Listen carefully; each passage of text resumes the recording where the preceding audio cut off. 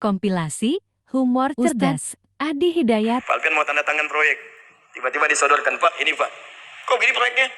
Perbaiki. Karena ada yang nggak beres. Tapi fee-nya lumayan Pak, 1 miliar.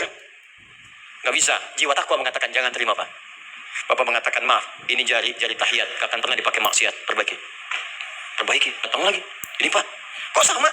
Fee-nya diperbaiki Pak, 100 miliar. Nafsunya mulai berkata, terima. Takwanya bilang, jangan. Akhirnya beliau katakan, tangan tahiyat gak akan pernah dipakai maksiat. Tapi tunggu, saya istiqoroh dulu.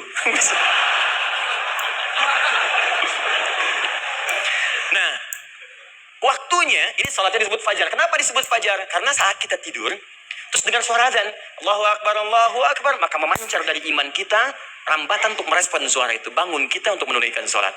Waktunya disebut subuh. Kenapa disebut subuh? Dari kata asbah. Asbah itu artinya yang siap dengan rencana. Jihad itu jangan dipersempit maknanya kepada situasi peperangan saja, tidak. Banyak jihad itu luas sekali medannya. Karena jihad itu perjuangan fisik. Dan maaf sekali, dalam konteks perang pun bukan menyerang orang, tapi membela diri saat diserang. Itu waktu kejadian bom Tamrin itu pertama, saya di Lampung posisinya. Itu begitu meledak, pertanyaan pertama Pak di Badistan ini, Ustaz, apakah bom di jalan Tamrin termasuk jihad fisabilillah? Saya bilang, Pak, sependek pengetahuan saya, jihad fisabilillah itu jihad di jalan Allah, bukan di jalan Tamrin. Kaidahnya beda. Nah, misal mencari nafkah itu jihad. Cari nafkah jihad. Quran surah keempat ayat 34 paling kiri sebelah atas. Tugas pertama ketika menikah kata Allah, ar-rijalu qawwamuna 'alan nisa. Setiap lelaki itu diminta oleh Allah untuk mengatur bagian rumah tangganya. Jadi pemimpin di rumah tangganya. Ya bima faddalallahu ba'dahum 'ala ba'din, karena diberikan kemampuan untuk memimpin.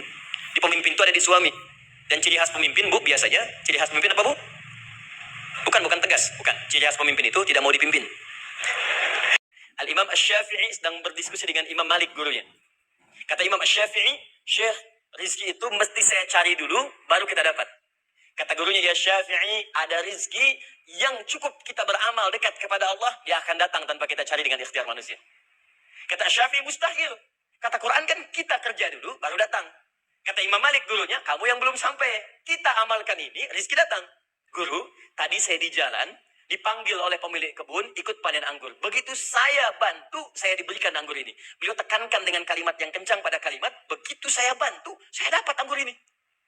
Imam Malik tersenyum mengatakan, Masya Allah Syafi'i, luar biasa. Ini siang begitu panasnya, tadi saya mau keluar ngajar, terfikir di benak saya, Allah, kalau ada anggur yang besar-besar, enak rasanya. Tiba-tiba kamu datang bawa anggur. Jadi Imam Syafi'i kerja dapat sesuatu, Imam Malik terfikir sesuatu, datang rezeki. Itu ada di Quran surah ke-7, teman-teman, ayat ke-96, paling kanan sebelah atas di mushafnya. Sekarang saya tanya Anda, kita membaca iyyaka na'budu wa iyyaka nasta'in dalam keadaan ruku atau sujud? Sujud, berdiri. Berdiri teman-teman. Betul kan? Dalam keadaan berdiri saat baca Al-Fatihah. Iyyaka na'budu wa iyyaka. Saat kita mengatakan wa iyyaka nasta'in, Allah balik bertanya, apa yang kamu butuhkan? Nabi Zakaria itu sholat dulu, baru minta. Kita umat Nabi Muhammad karena keutamaan nabinya, sebelum sholat tadi tunggu. Butuh apa? Mau minta apa?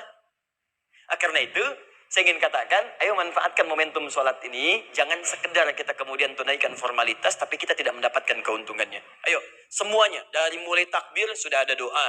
Ruku ada doa. Bahkan sujud kita bisa perbanyak dalam bahasa hati kita untuk memohon kepada Allah Subhanahu Wa Taala.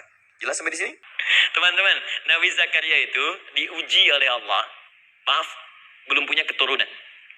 Dan semua nabi punya ujian. Jadi jangankan kita, nabi aja yang jelas surganya punya ujian. Ya, Anda pernah sakit, Nabi Ayub sakitnya lebih parah dari kita. Ya, Anda di keluarga belum ada keturunan, Nabi Zakaria pernah lebih daripada kita. Sampai rambutnya memutih, fisiknya sudah letih, dan menurut medis, maaf sekali, istrinya divonis tidak mungkin punya keturunan, monofus dan mandul, mustahil. Secara klinis, gak mungkin. Secara medis, tidak mungkin. Maka Allah tunjukkan satu isyarat yang sangat luar biasa. Jika Anda mendapati situasi makhluk mengatakan ini mustahil dan sudah angkat tangan, ini tanda pertama dari Allah, langsung tinggalkan pendapat manusia, langsung memohon kepada Allah. Maka turunlah beritanya di Quran surah ketiga Ali Imran ayat 38 sampai 39. Paling kanan sebelah atas di mushaf. La yukallifullahu nafsan illa usaha. Perhatikan kaidahnya. Allah tidak mungkin menguji seorang hamba di luar batas kemampuannya. Jadi kalau kita sedang punya ujian di rumah kah, pekerjaan kah, kehidupan sosial kah, sebesar apapun ujian itu kata Allah, memang karena Anda yang sanggup. Kalau nggak sanggup nggak akan diuji. Di ujian itu berbanding lurus dengan kemampuan. Mustahil seorang hamba diuji di luar batas kemampuannya. Jadi kalau Anda sekarang pun sedang punya masalah sebesar apapun, kata Allah, memang cuma kamu yang sanggup, yang lain tidak. Maka jangan mengeluh. Jangan Anda katakan, ya Allah, why me? Kenapa saya? Kata Allah, why not? Memang kamu yang mampu. Yang lain tidak. Nah, ketika Anda bisa menerima itu dengan sabar, baru datang kalimat kedua. Wassalah. Kemudian datang tunaikan sholat dan mintakan solusi kepadaku lewat sholat. Jadi ada pertama, kalau teman-teman mau berdoa, sebut nama Allah sesuai dengan hajat kebutuhan kita. Itu yang disebut dengan Al-Asma'ul Husna. Di Asma'ul Husna itu bukan nama-nama indah yang sekedar dihafal, bukan. Tapi nama yang diberikan oleh Allah sesuai dengan kebutuhan hidup kita. Dalil Quran surah ke-17 ayat 110. Ya, paling kanan sebelah atas di mushaf ke pertengahan. Ya, kata Allah, "Qul Allah." Jika Anda punya persoalan, sebut nama Allah. Allah, Awir Rahman atau Ar-Rahman. Ayyamma tad'u, tapi kalau Anda ingin spesifik meminta, falahul asma'ul husna. Pilih nama Allah, ia punya nama-nama yang indah sesuai kebutuhan kita. Jadi kalau teman-teman misalnya minta kelancaran rezeki, sebut ya Allah ya Razzaq. Anak mau ujian, ya Allah ya Alim. Di proyek misalnya ada hambatan, ada gangguan, ya Allah ya Jabbar ya Malik. Ingin mudah mengatasi ujian, ya Allah ya Sabar, minta.